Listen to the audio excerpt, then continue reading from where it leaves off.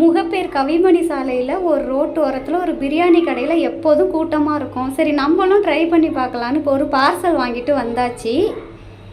Chicken 65 வந்து 1/4 kilo 100 ரூபான்னு கொடுத்தாங்க. பிரியாணியும் 100 ரூபான்னு தான் கொடுத்தாங்க. சிக்கன் 65 வந்து நல்லா ஜூஸியாக நல்லா இருக்குது, பார்க்குறதுக்கே சாஃப்டாக இருக்குது, டேஸ்ட்டும் நல்லா இருந்துச்சு.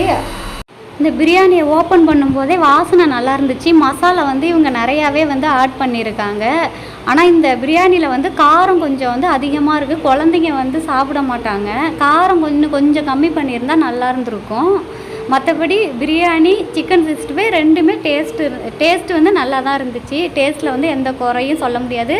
100 ரூபாய்க்கு பிரியாணியும் ஒர்த்துன்னு சொல்லலாம், சிக்கன் 65யும் ஒர்த்துன்னு சொல்லலாம்.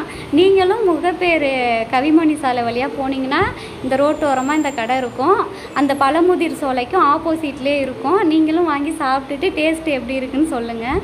பாய் ஃப்ரெண்ட்ஸ், சப்போர்ட் பண்ணுங்கள்.